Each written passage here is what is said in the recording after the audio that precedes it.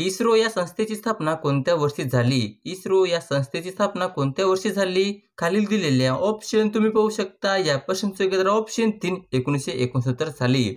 इस्रो या संस्थेची स्थापना हे 1969 साली झालेला आहे. तसेच मित्रांनो, इस्रो या संस्थेबद्दल काही महत्त्वाची माहिती ते आपण बघूया. इस्रोचं लॉंग फॉर्म आहे इंडियन स्पेस रिसर्च ऑर्गनायझेशन आणि याची स्थापना 15 ऑगस्ट 1969 साली झालेला आहे. तसेच मित्रांनो, इस्रो या संस्थेचे मुख्यालय आहे बेंगळुरू येथे आणि याचे ब्रीदवाक्य आहे space technology in service of Mankind. ISRO या संस्थेचे मुख्य उद्देश आहे उपग्रह व उपग्रह प्रक्षेपण यान तंत्रज्ञानाचा विकास करून भारताला या क्षेत्रात स्वयंपूर्तता करणे. लक्षात असू द्या मित्रांनो, खूपच महत्त्वाचा टॉपिक आहे. या टॉपिकवर सुद्धा स्पर्धा परीक्षेमध्ये प्रश्न विचारण्यात आलेला आहे. प्रश्न असं विचारण्यात आलेला आहे, इस्रोचे लॉंग फॉर्म काय आहे? तर त्याचा योग्य उत्तर असणार आहे इंडियन स्पेस रिसर्च ऑर्गनायझेशन. पुढील प्रश्न आहे, भारतीय राष्ट्रीय काँग्रेसच्या पहिल्या अधिवेशनात सर्वाधिक प्रतिनिधी कोणत्या प्रांतातील होते? भारतीय राष्ट्रीय काँग्रेसच्या पहिल्या अधिवेशनात सर्वाधिक प्रतिनिधी कोणत्या प्रांतातील होते? खूपच महत्त्वाचा प्रश्न आहे मित्रांनो. हा प्रश्न अनेकदा स्पर्धा परीक्षेमध्ये विचारण्यात आलेला आहे. खालील दिलेल्या ऑप्शन तुम्ही पाहू शकता. या प्रश्नाचे उत्तर ऑप्शन 4 बॉम्बे. भारतीय राष्ट्रीय काँग्रेसच्या पहिल्या अधिवेशनात सर्वाधिक प्रतिनिधी बॉम्बे या प्रांतातील होते. तसेच मित्रांनो, लक्षात असू द्या, भारतीय राष्ट्रीय काँग्रेसचे पहिले अधिवेशन हे 28 डिसेंबर 1885 साली झालेलं आहे आणि याचे ठिकाण होते मुंबईतील गोकुळदास तेजपाल संस्कृत पाठशाला येथे. भारतीय राष्ट्रीय काँग्रेसच्या पहिल्या अधिवेशनाचे अध्यक्ष होते एम.चंद्र बॅनर्जी आणि संस्थापक होते ॲलन हुम. भारतीय राष्ट्रीय काँग्रेसच्या पहिल्या अधिवेशनात उपस्थित एकूण सदस्य होते 72. त्यामध्ये मित्रांनो, सर्वाधिक सदस्य हे मुंबई प्रांतातील होते. मुंबई प्रांतातील एकूण 21 सदस्य होते. लक्षात असू द्या मित्रांनो, महत्त्वाचा टॉपिक आहे. या टॉपिकवर सुद्धा स्पर्धा परीक्षेमध्ये प्रश्न विचारण्यात आलेला आहे.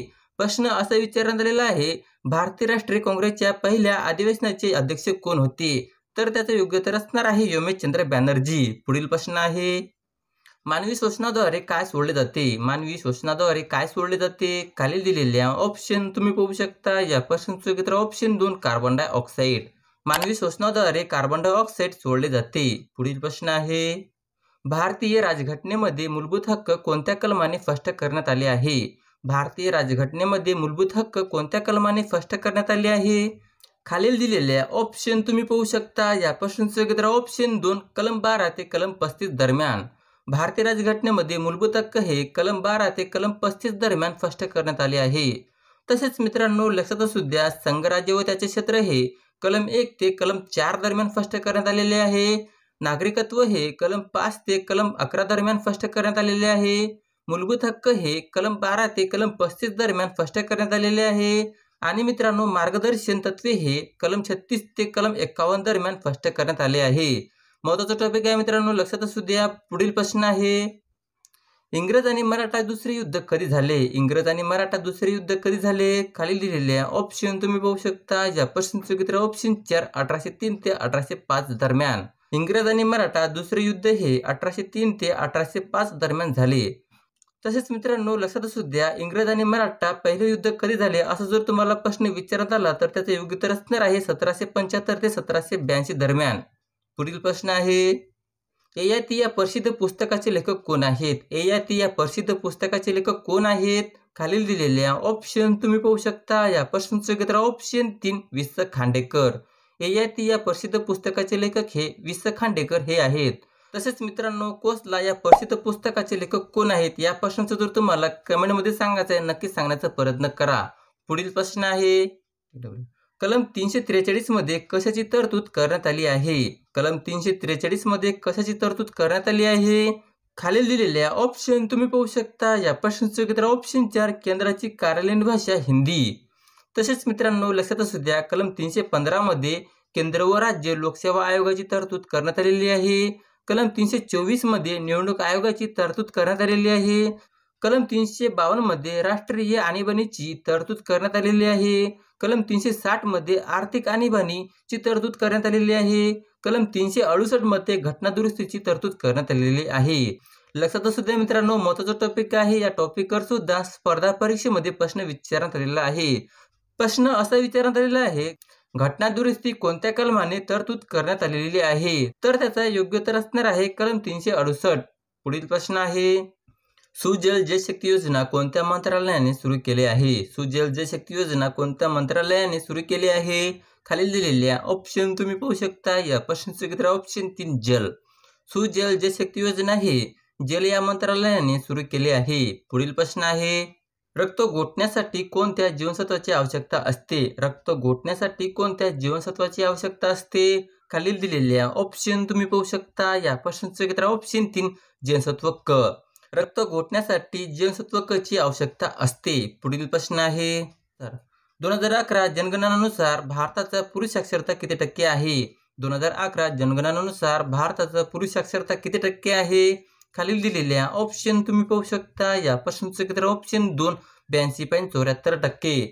2011च्या जनगणनेनुसार भारताचा पुरुष साक्षरता हे 82.74% आहे.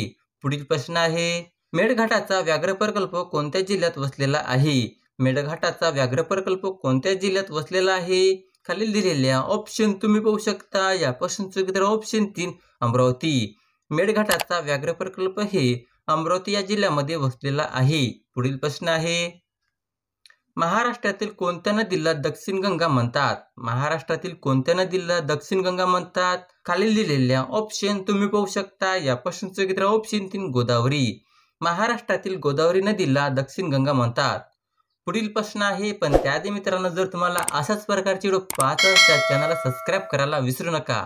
पुढील प्रश्न आहे, ॲल्युमिनियमचे प्रमुख धातू खालीलपैकी कोणते आहे? ॲल्युमिनियमचे प्रमुख धातू खालीलपैकी कोणते आहे?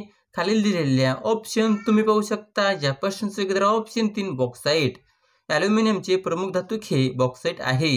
पुढील प्रश्न आहे, खालीलपैकी कोळशाच्या साठ्याकरिता ओळखले जाणारे नदीचे खोरे कोणते? खालीलपैकी कोळशाच्या साठ्याकरिता ओळखले जाणारे नदीचे खोरे कोणते?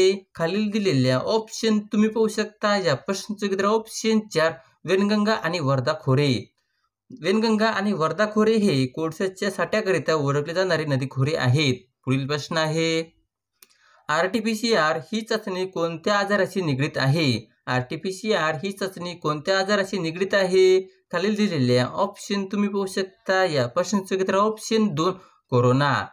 RT-PCR ही चाचणी कोरोना या आजाराशी निगडीत आहे. पुढील प्रश्न आहे, भारतीय सैन्य दलाचे सर्वाचे प्रमुख कोण असतात? भारतीय सैन्य दलाचे सर्वाचे प्रमुख कोण असतात? खालील दिलेल्या ऑप्शन तुम्ही पाहू शकता. या प्रश्नाचे उत्तर ऑप्शन 4 राष्ट्रपती. भारतीय सैन्य दलाचे सर्वाचे प्रमुख हे राष्ट्रपती असतात. पुढील प्रश्न आहे, भारताचे पहिले लोकसभा सभापती कोण होते? भारताचे पहिले लोकसभा सभापती कोण होते? खालील दिलेल्या ऑप्शन तुम्ही पाहू शकता मित्रांनो. या प्रश्नाचे उत्तर ऑप्शन 4 गणेश वासुदेव मावळणकर. भारताचे पहिले लोकसभा सभापती हे गणेश वासुदेव मावळणकर हे होते. पुढील प्रश्न आहे, जागतिक मलेरिया दिवस केव्हा साजरा करण्यात येत असतो? जागतिक मलेरिया दिवस केव्हा साजरा करण्यात येत असतो? खालील दिलेल्या ऑप्शन तुम्ही पाहू शकता. या प्रश्नाचे उत्तर ऑप्शन 2 25 एप्रिल. जागतिक मलेरिया दिवस हे 25 एप्रिलला साजरा करण्यात येत असतो. पुढील प्रश्न आहे, आंतरराष्ट्रीय योगा दिवस कोणत्या दिवशी साजरा केला जातो? आंतरराष्ट्रीय योगा दिवस कोणत्या दिवशी साजरा केला जातो? खालील दिलेल्या ऑप्शन तुम्ही पाहू शकता. या प्रश्नाचे उत्तर ऑप्शन 1 21 जून. आंतरराष्ट्रीय योगा दिवस हे 21 जूनला साजरा केला जातो. अशा प्रकारचा हा व्हिडिओ होता मित्रांनो. जर तुम्हाला माझा व्हिडिओ आवडला असेल तर नक्की चॅनलला सबस्क्राईब करा.